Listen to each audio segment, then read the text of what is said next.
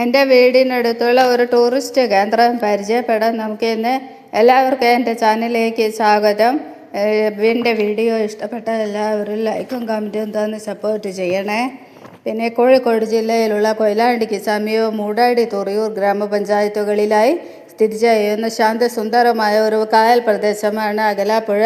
കോഴിക്കോടിൻ്റെ കുട്ടനാട് എന്നറിയപ്പെടുന്നു. ഈ പ്രദേശം കണ്ടൽക്കാടുകൾ, തെങ്ങിൻ തോപ്പുകൾ, ബോട്ടിംഗ് സൗകര്യങ്ങൾ, എല്ലാം രുചികരമായ കരിമീൻ വിഭവങ്ങൾ എന്നിവയ്ക്ക് പ്രശസ്തമാണ്. അപ്പോൾ ബോട്ടിംഗ് സർവീസൊക്കെ ഉണ്ട് കേട്ടോ. ഇവിടെ ഹൗസ് ബോട്ട്, ഷിക്കാര ബോട്ട് സർവീസുകൾ ലഭ്യമാണ് കേട്ടോ. എല്ലാവർക്കും കയറാനും ഉല്ലാസയാത്ര പോകാനും ഒക്കെയായിട്ട്. പിന്നെ ഇത് അറബിക്കടലിൽ പതിക്കുന്നതിനാൽ 6 മാസം ഉപ്പ് വെള്ളമായിരിക്കും. പിന്നെ മഴക്കാലം വന്നാൽ നല്ല ശാന്തമായ നല്ല വെള്ളവുമായിരിക്കും. പിന്നെ ഹൗസ് ബോട്ടിൽ കയറി ഉൾവശം മൊത്തം കാണാൻ പോവുകയാണ്. അതിനു വേണ്ടിയാണ് ഞാനിപ്പോൾ ഇവിടെ വന്നത്.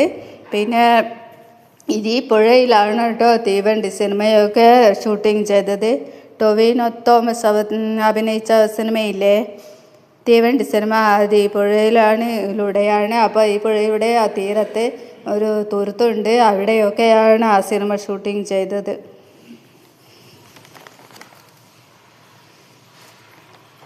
അപ്പോൾ നമുക്ക് ഹൗസ് ബോട്ടിൽ കയറി അതിൻ്റെ ഉൾവശമൊക്കെ ഒന്ന് കാണാനായിട്ട് പോകുകയാണ് ഞാൻ. പിന്നെ അതിൻ്റെ ഉൾവശം മുഴുവൻ നല്ല ഭംഗിയുണ്ട് കാണാനൊക്കെ. അപ്പോൾ ഈ പുഴ തന്നെ കണ്ടില്ലേ, എത്ര സുന്ദരമാണല്ലേ, നല്ല വെള്ളം, നല്ല തെളിഞ്ഞ വെള്ളമൊക്കെയാണ്. അപ്പോൾ നമുക്ക് ഹൗസ് ബോട്ടിലേക്ക് പോകാം. മിസ്ബ അകലാപ്പുഴയുടെ കേന്ദ്രത്തിലാണ് ഞാനിപ്പോൾ കയറിയിരിക്കുന്നത്. അവിടെ നിർത്തിയിട്ടിരിക്കുന്നു പൂമാലയൊക്കെ തൂക്കിയിട്ട ബോട്ട്, അതാണ് ഹൗസ് ബോട്ട്. അത് അപ്പുറമുള്ളതൊക്കെ ഹൗസ് ബോട്ടാണ്. അപ്പോൾ പുഴയിലും കുറേ ബോട്ടുകൾ സർവീസ് നടത്തിക്കൊണ്ടിരിക്കുന്നുണ്ട്. ഹൗസ് ബോട്ടും ഷിക്കാര ബോട്ടും ഒക്കെയാണ് അവിടെ കാണുന്നത്.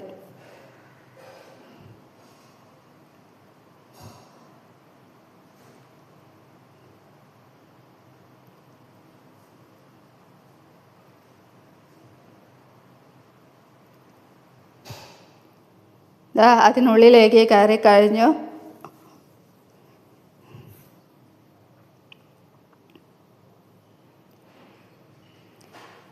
നല്ല സോഫയും കസേരയും ഒക്കെ ആയിട്ട് നല്ല സൗകര്യങ്ങളൊക്കെ ഉണ്ട്.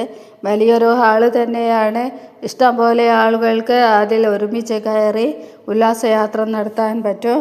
വലിയൊരു കൂട്ടായ്മയായിട്ടാണ് ഇതിലേക്ക് ആളുകൾ എത്തിപ്പെടുന്നത്. അപ്പോൾ 1 മണിക്കൂറിന് എത്ര രൂപ എന്ന ഒരു കണക്കുണ്ട്.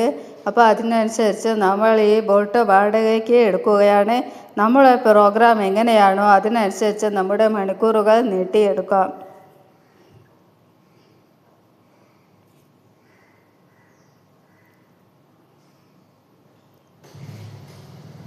ഇവരൊക്കെ ടൂറിസ്റ്റുകളാണ്. അപ്പോൾ വിനോദസഞ്ചാരത്തിനായിട്ട് വന്നവരാണ്.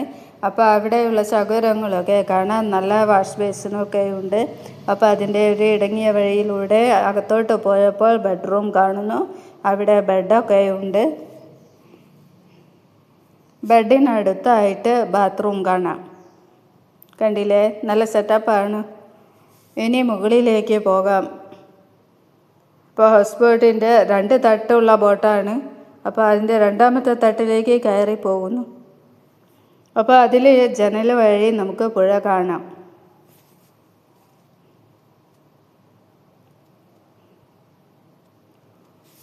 നല്ല വാഷ് ബേസിനൊക്കെ. അപ്പോൾ ഇതിനകത്ത് ഇരുന്ന് ഫുഡ് കഴിക്കുന്നുണ്ട്.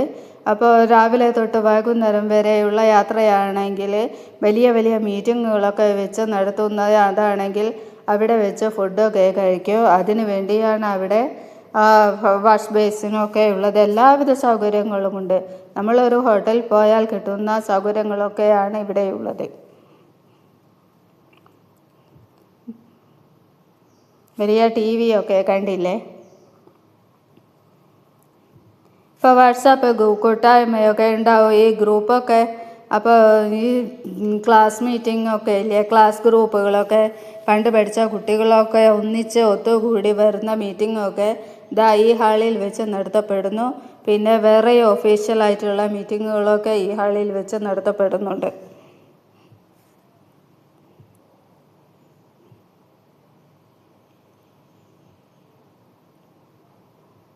നമ്മൾ ആദ്യം ബുക്ക് ചെയ്യുന്നതനുസരിച്ച് ഫുഡും ഇവിടെ തന്നെ കിട്ടും.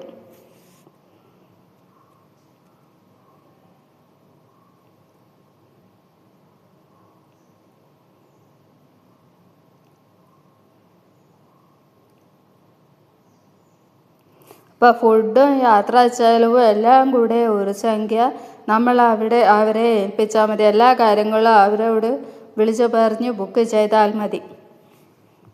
അപ്പോൾ ഞാൻ തിരിച്ച് താഴോട്ട് തന്നെ പോവുകയാണ്.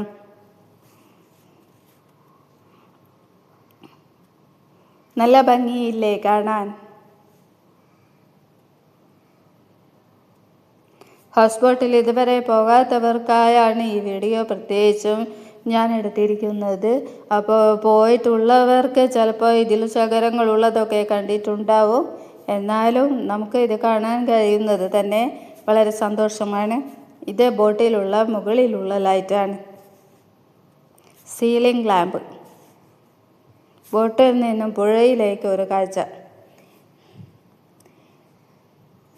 ഇപ്പോൾ ഇത് ശിക്കാരി ബോട്ടിൽ നിന്നാണ് കേട്ടോ ഈ കാഴ്ച, ഹൗസ് ബോട്ടിലല്ല.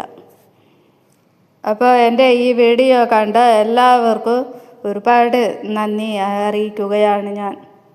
Thank you.